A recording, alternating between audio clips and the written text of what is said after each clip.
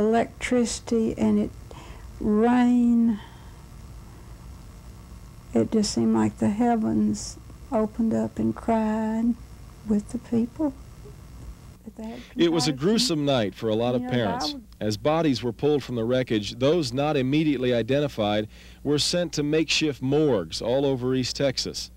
And the parents had to drive from town to town, maybe viewing hundreds of dead bodies before identifying the one they didn't want to find.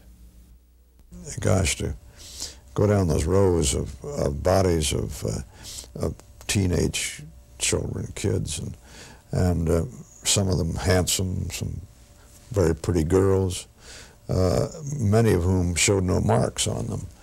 They'd been suffocated or suffered blast or something, but they weren't cut up and mangled. And it was just terrible. It looked like they were just sleeping there. These people, row after row of sleeping kids. It was just terrible. Finally, mercifully, New London's longest night came to an end. By morning, it was a miraculous thing that occurred. It was almost level, the whole ground, and the men, these children, were the victims. Will be great heroes in my life forever.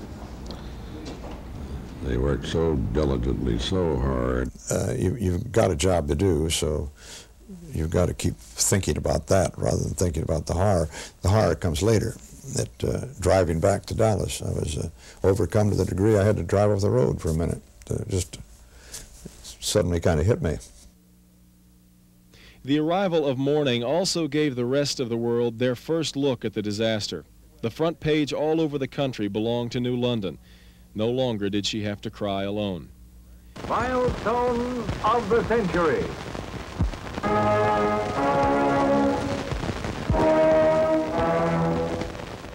I was in English room when this happened, and Miss Liziella Thompson was teaching us, and we were studying the life of Edgar Allan Poe, and all of a sudden something went boom, and the roof fell in, and the back end of the building floor fell out, and the blackboard killed Miss Thompson, and there were about 22 in the room, and 5 of us got out. And I grabbed a hold of 2 girls next to me, and I dragged them out. And one of them was dead with a broken back and a broken neck, and the other one had a gash in her forehead. And they rushed the one to Overton and piled the other one up there, and just looked like there was kindling wood out there, sort of rag dolls, just piled up in piles all over. I didn't know what to do, and nobody would have thought of this big building falling down. There was accumulated gas in the basement, they said. It just looked like somebody lifted the lid off a kettle. Wishes of sympathy poured in from all over. The First Lady, Eleanor Roosevelt, wired a telegram, and so did the leader of Germany. His name was Adolf Hitler.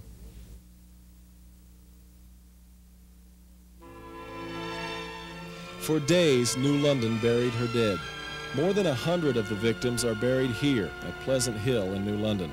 So many stones that read March 18th, 1937. Everyone there, those who died and those who survived, share this stone. A reminder that though many of them have gone a long way from East Texas, they never get away from New London. I really don't believe a day has gone by in my life that I did not think about. That it did not cross my mind. I really don't. And it makes me really thankful for life. After those 5 days and nights, that there came many, many months, the end of the years of awakening at night and reliving that whole scene and story. And it was an indelible thing. It's been pressed into my mind, heart, and soul. How come? Why?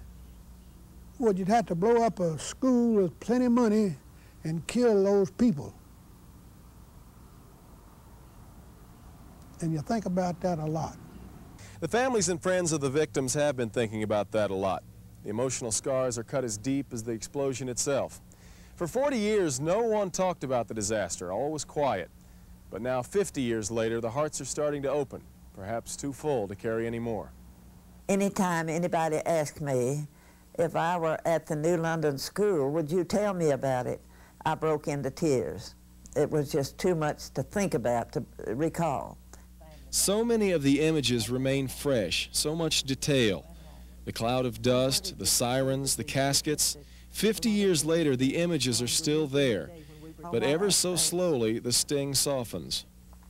You just have to live through it. It's exactly the same feeling and the same kind of situation as when you lose someone, one of your family, somebody that you love, dies. It's bitter at first, but it gradually softens and you're gradually able to live with it and cope with it. And it gets easier to bear as time goes on. This could only have been more of a tragedy if it had passed without some value. This won't happen again because it's happened once before. Now additives give natural gas a distinct odor, an alarm system for detecting leaks, all because of New London. But that lesson seems almost negligible when you turn the pages of the New London memory book. Numbers and newspaper clippings are one thing, the eyes of children are another. Children who have remained children, while it was we who grew up. Written for the New London community, A Prayer for Those Who Mourn, by Grace Noel Crowell. Into their darkness, bring some light to cheer them. Tell them of heavenly fields where children play, through with the hurt and the strife of life forever. Tell them their children are happy, Lord, today. Fill their lonely hours some way, dear Master. Let them sleep again, bid weeping cease. Make time with its kind hand reach out and heal them, restoring their laughter to them.